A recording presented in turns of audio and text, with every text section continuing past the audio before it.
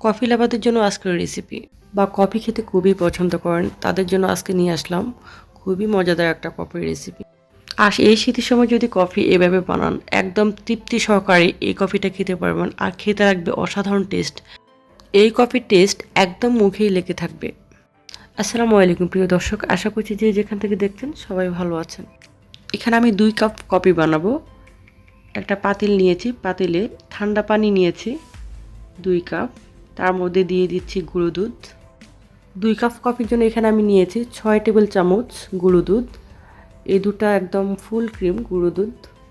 আমি একদম ফার্স্ট একটা টিপস দিচ্ছি, সেটা হচ্ছে চা বানান বা কফি বানান একদম ঠান্ডা পানির মধ্যে, যেটা নর্মাল পানি, পানির মধ্যে দুধ দিয়ে ভালো করে মিক্সড করে তারপর চুলাটাকে অন করবেন। গরম পানির মধ্যে যদি গুঁড়ো দুধ দেওয়া হয় তাহলে কিন্তু অনেক সময় দেখা যায় যে গুঁড়ো দুধটা একদম দলা দলা পেকে যায়, মিক্সড হতে চায় না।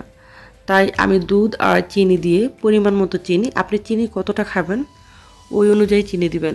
দুধ আর চিনি দিয়ে এটাকে ভালো করে মিক্সড করে তারপর আমি চুলাটাকে অন করে দিয়েছি। এখন এটাকে আমি ভালো করে জাল দিয়ে নিব। তো এই দুধটাকে একটু যদি ভালো করে জ্বালানো হয় তাহলে কিন্তু এই কফিটা খেতে কিন্তু বেশ মজা লাগে। আর যদি দুধটা একটু পানি পানি থাকে তাহলে কিন্তু কফিটা খেতে খুব একটা ভালো লাগে না। তাই দুধটাকে ভালো করে জাল দিয়ে নিতে হবে। দুধটা জ্বালানোর সময় এটাকে অনবরত করে নাড়তে হবে। আর এটাকে আমি 1 থেকে 1.5 মিনিটের মতো করে ভালো করে জাল দিয়ে নিব।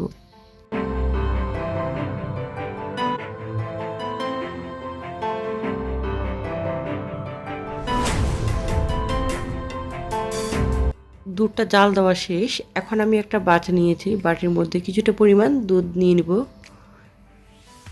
দুধের মধ্যে সরাসরি কফিটা দিয়ে দিব না। দুধের মধ্যে যদি সরাসরি কফিটা দেওয়া হয় তাহলে কিন্তু অনেক সময় দেখা যায় এই কফিটা দলা পেকে যায়। তাই আমি বাটির মধ্যে দিয়ে এক্সট্রা দুধটুকু তুলে নিয়েছি, ওখানে আমি পরিমাণ মতো দিয়েছি কফি।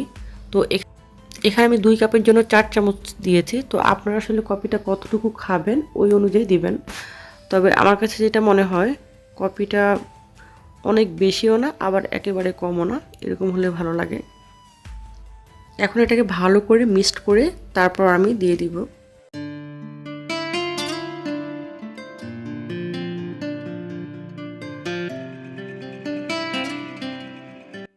বাটিতে মিক্সড করা কফিটা আমি কিন্তু সম্পূর্ণ দিইনি, সামান্য একটু এখানে রেখে দিয়েছি।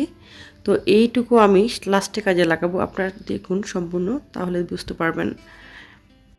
কফিটাকে দুধের মধ্যে দিয়ে ভালো করে মিক্সড করে আবার কিছুক্ষণ এটাকে জাল দিয়ে নিব।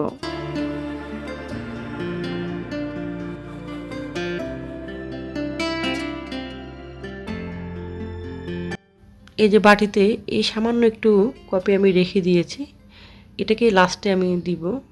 এই কফিটাই কিন্তু একদম অন্যরকম একটা টেস্ট লাগবে। তো আমার কফিটা কমপ্লিট, দেখুন এটা কালারটা কিন্তু সামনে থেকে অনেক সুন্দর একটা কালার এসেছে। তো আর একটুখানি কাজ বাকি আছে যেটা আমি ওখানেই দেখাচ্ছি। সেটা হচ্ছে আমি কাপের মধ্যে কফিটা ঢেলে নিয়েছি। এখন আমি বাটির মধ্যে যে কফিটা রেখেছিলাম একদম ভালো করে মিক্সড করেছিলাম কফিটাকে, এখন আমি এই কফিটাকে একদম উপর থেকে এভাবে দিয়ে দিব।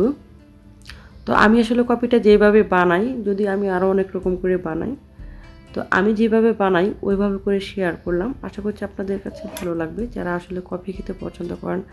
আর এভাবে উপর থেকে দিলে, এটা চুমুক দিলেই কিন্তু অন্যরকম একটা টেস্ট ফিল হয়। আমি আরেকটা কফি করি যেটা চা এবং কফি মিক্সড থাকে।